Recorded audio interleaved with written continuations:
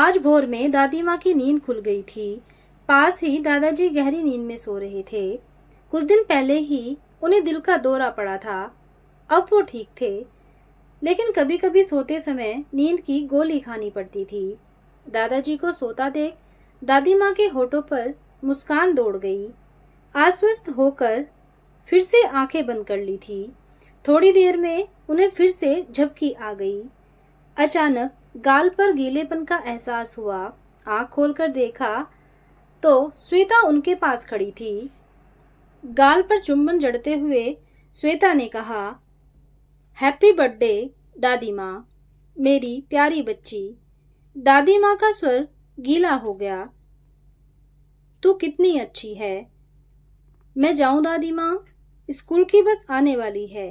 श्वेता ने दादी जी की ओर देखते हुए कहा। कैसे सो रहे हैं? दादी माँ को लगा कि सच में दादाजी बरसों से जाग रहे थे और अब कहीं सोने को मिला था। इतनी देर में सचिन ने प्रवेश किया। हाथ में 5 गुलाबों का गुच्छा था। दादी माँ को गुलाब के फूलों से विशेष प्यार था। देखते ही उनकी आंखों में चमक आ जाती थी। चुंबन जड़ते हुए सचिन ने फूलों को दादी माँ के हाथ में दिया और कहा, हैप्पी बर्थडे। हाय, तू मेरा सबसे अच्छा पोता है। दादी माँ ने खुश होकर कहा, मेरी पसंद का कितना ख्याल रखता है। तभी सचिन ने शरारत से पूछा, दादी माँ, अब आपकी कितनी उम्र हो गई है? चल हट बदमाश कहीं का। औरतों से कभी उनकी आयु नहीं पूछनी चाहिए। दादी माँ ने हंसकर कहा।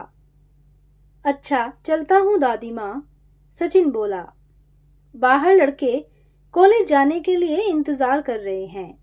दादी माँ आहिस्ता से उठी। खटपट से कहीं दादाजी जाग न जाए। वह बाथरूम गई और आधे घंटे बाद नहाकर बाहर आई और कपड़े बदलने लगी। बेटे तरुण ने नई साड़ी लाकर दी थी। दादी माँ वही साड़ी पहन रही थी।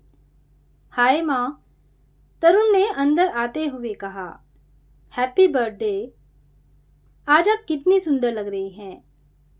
चल हट, तेरी बीवी से सुंदर थोड़ी हूं। दादी माँ बहू के ऊपर तीर छोड़ना कभी नहीं भूलती थी। किसने कहा ऐसा? तरुण ने माँ को गले लगाते हुए कहा। मेरी माँ से सुंदर तो तुम्हारी माँ भी नहीं थी। तुम्हारी माँ ही क्यों? माँ की माँ मैं भी कोई तुम्हारे जैसी सुंदर नहीं थी। चापलूस कहीं का। दादी माँ ने प्यार से चपत लगाते हुए कहा।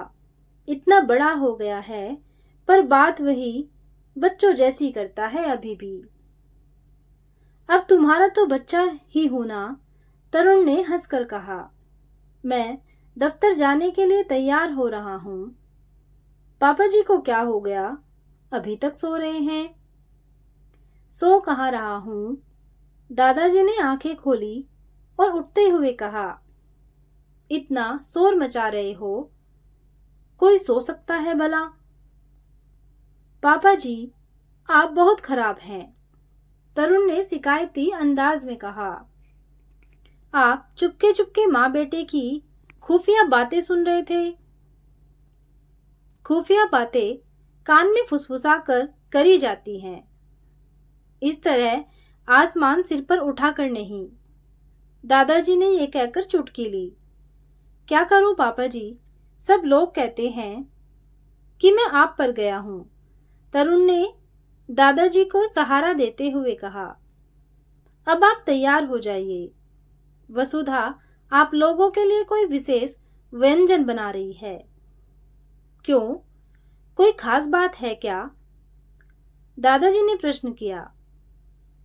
पापा जी, कोई खास बात नहीं, कहते हैं ना कि सब दिन होत न एक समान, इसलिए सबके जीवन में एक न एक दिन तो खासम खास होता ही है, तरुण ने रहस्यमय मुस्कान से कहा। तो दादाजी बोले, तू दर्शन शास्त्र कब से पढ़ने लगा? ठीक है दादाजी, चलता हूँ। पापा जी, तरुण की आंखें माँ की आंखों से टकराई।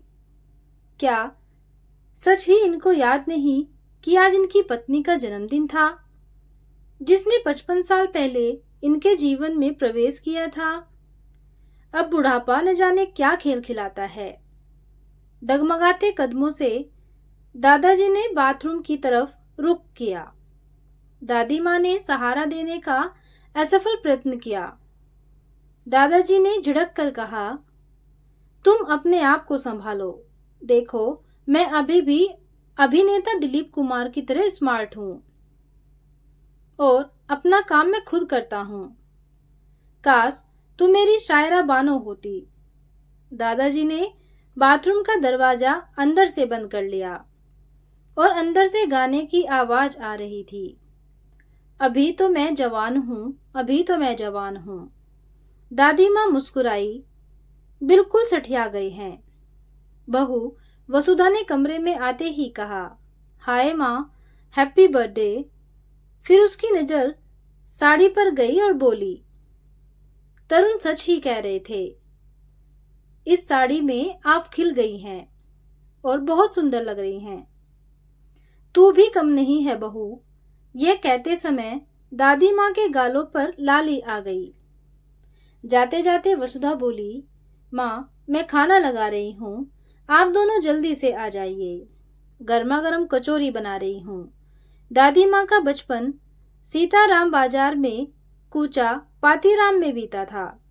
अक्सर वहां की पूरी हलवा कचौरी और जलेबी का जिक्र करती थी। जिस तरह दादी माँ बखान करती थी, उसे सुनकर सुनने वालों के मुंह में भी पानी आ जाता था। वसुधा मेरठ की थी और उसे ये सारे व्यंजन बनाने आते थे।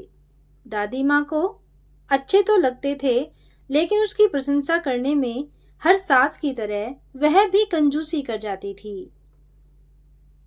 शुरू में तो वसुधा को बहुत बुरा लगता था, लेकिन अब सास को अच्छी तरह पहचान लिया था। थोड़ी देर बाद दादाजी और दादी माँ बाहर आकर कुर्सी पर बैठ गए। उनके आने की आवाज सुनकर वसुधा ने कड़ाही चूल्हे पर रख दी और सूजी का मुलायम खुशबूदार हलवा पहले दादी जी ने खाना शुरू किया। कचौरी के साथ वसुधा ने दही जीरे के आलू बनाए थे। दादाजी 2 कचौरियां खा चुके थे। दादी माँ ने दादाजी से हलवे की तारीफ में कहा, शुद्ध घी में बनाया है ना? बना तो अच्छा है, लेकिन हजम भी तो होना चाहिए। अरे वाह, तुमने तो और ले लिया, दादाजी ने निराश स्वर में कहा। उन दोनों की बातें सुनकर वसुधा हंस पड़ी। पापा, मैं फिर बना दूंगी। दिल का दौरा पड़ जाने से दादाजी को काफी परहेज करना पड़ता था। दिन में दादी माँ की दोनों बहनों व उनके परिवार के लोग फोन पर जन्मदिन की बधाई दे रहे थे। उनके भैया भाभी का कनाडा से फोन आया। बहुत अच्छा लगा दादी माँ को और वह बहुत खुश भी थी और दादाजी मुस्कुरा रहे थे। रात को तो पूरा परिवार जमा था।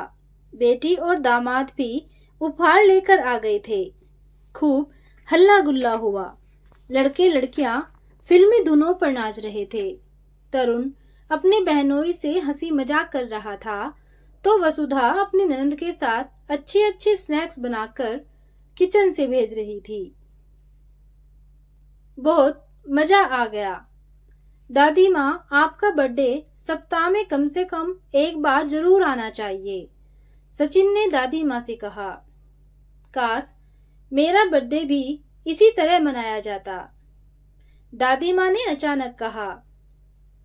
आज मुझे सब लोगों ने बधाई दी, बस एक को छोड़कर। कौन माँ? तरुण ने आश्चर्य से पूछा। यह गुस्ताखी किसने की? सचिन ने कहा। इन्होंने, दादी माँ ने पति की ओर देखकर कहा। दादाजी एकदम गंभीर हो गए। क्या कहा? मैंने बधाई नहीं दी? दादाजी अभी तक गुदगुदे दीवान पर सहारा लेकर बैठे थे कि अचानक पीछे लुढ़क गए। शायद धक्का सा लगा। ऐसे कैसे भूल गए? सबका दिल दहल गया। हाय राम! दादी माँ झपटकर दादाजी के पास गई, लगभग रोते हुए बोली, आंखें खोलो, मैंने ऐसा क्या कह दिया? दादाजी को शायद फिर से दिल का दौरा पड़ गया, ऐसा सबको लगा। दादी माँ की आंखें नम हो गई। उन्होंने कान छाती पर लगाकर दिल की धड़कन सुनने की कोशिश की। एक कान से सुनाई नहीं दिया तो दूसरा कान छाती पर लगाया। हैप्पी बर्थडे, दादाजी ने आंखें खोलकर मुस्कुरा कर कहा। अब तो कह दिया ना? अरे यह भी कोई तरीका है? दादी माँ ने आंसू पूछते हुए कहा। अब उनके होठों पर हंसी फिर से लौट आई थी और सब हंस रहे थे। तरीका तो नहीं है, दादाजी ने उठते हुए कहा, लेकिन याद तो रहेगा ना? छोड़ो भी, दादी माँ ने शर्मा कर कहा। वाह, इसे कहते हैं 18वीं सदी का रोमांस, सचिन ने ताली बजाते हुए कहा। और फिर तो सारा घर तालियों की गड़गड़ाहट से गूंज उठा था। दोस्तों, ये थी एक छोटी सी कहानी। आपको कैसी लगी कमेंट करके जरूर बताना। कहानी को पूरा सुनने के लिए धन्यवाद।